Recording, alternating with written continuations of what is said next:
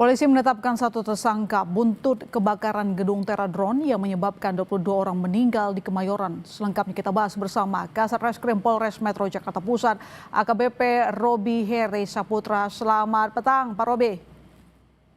Selamat petang, Mbak. Ya, Pak Robi, bukti apa saja yang menjadi dasar penetapan Dirut Teradron menjadi tersangka? Jadi kami informasikan bahwa kita sudah menetapkan direktur utamanya inisialnya M sebagai tersangka. Memang sempat kemarin kita panggil sebagai saksi, namun perkembangan penyidikan, kemudian kita cukup dua alat bukti dan keyakinan penyidik bahwa beliau ini cukup atau bisa ditingkatkan statusnya menjadi tersangka. Jadi berdasarkan dua alat bukti yang kita temui, antara lain hasil pemeriksaan saksi, kemudian dokumen-dokumen termasuk IMB, visum, dan beberapa dokumen lain yang tidak saya sebutkan demi kepentingan penyidikan. Sehingga kami sudah mengamankan yang bersangkutan dini hari tadi. Dirut Teradron ini ditersangkakan dalam hal apa, Pak Robi?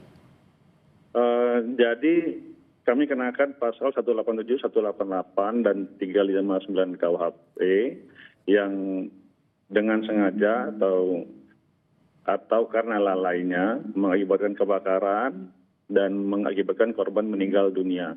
Jadi perbuatan tersangka ini bisa kami asumsikan yang pertama karena yang bersangkutan sebagai direktur utama atau pimpinan dari perusahaan itu memiliki kewajiban untuk menyiapkan sarana prasarana keselamatan dan kesehatan kerja sebagaimana di Undang-Undang Nomor 1 Tahun 1970 tentang K3.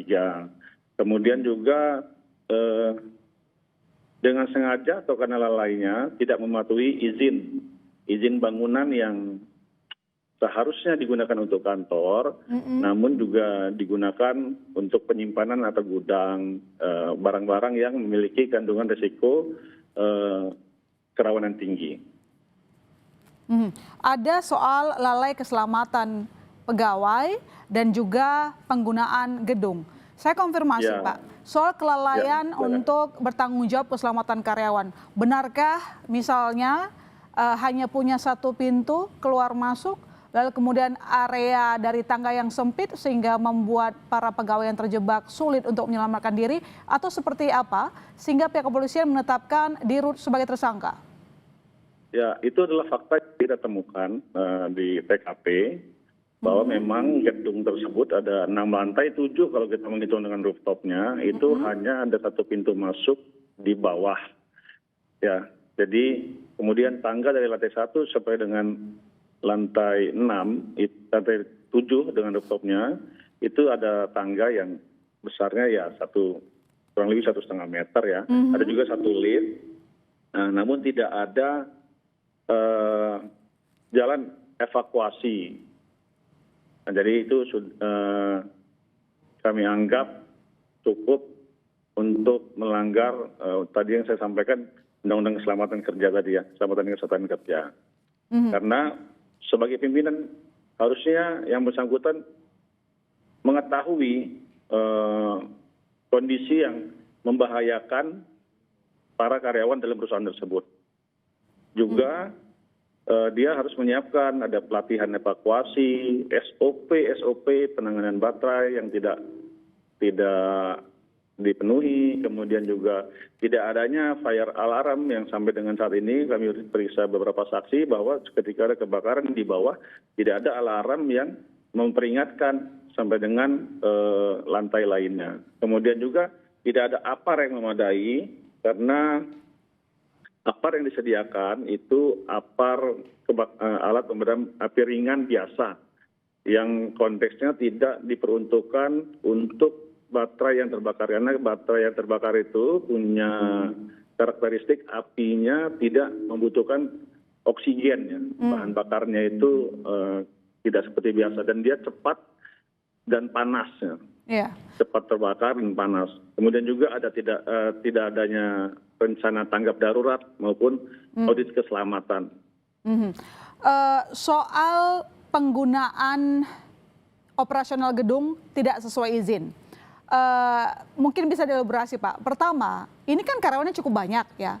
Kedua, yang paling utama, perusahaan Teradrone ini bukan perusahaan ecek-ecek. Jadi merupakan salah satu perusahaan besar penyedia layanan drone di dunia dan Indonesia ada cabangnya.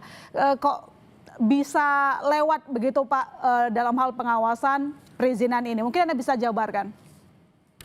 Kalau untuk hal tersebut mungkin kami harus melakukan pemeriksaan lebih lanjut karena kan itu juga domainnya lembaga atau instansi terkait.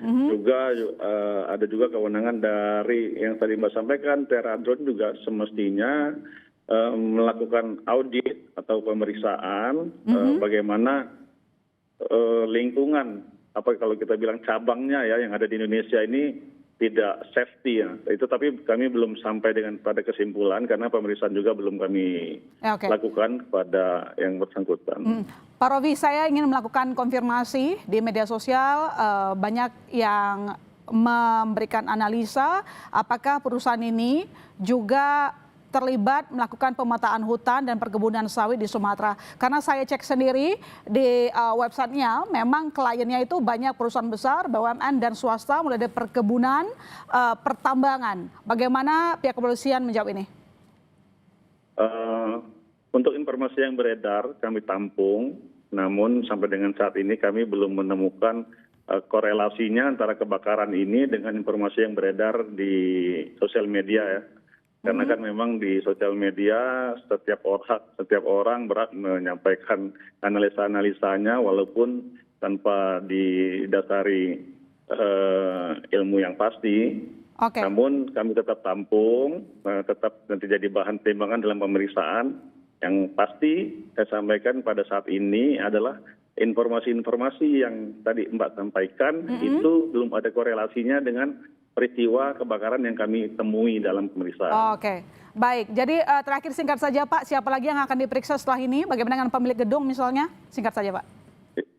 Iya, pemilik gedung akan kami periksa juga dan beberapa saksi-saksi ahli yang sesuai dengan keilmuannya yang terkait dan kami akan mintakan ke saran pendapat profesionalnya. Baik, terima kasih Pak Robi telah berbagi informasi di Kompas Petang. Selamat petang.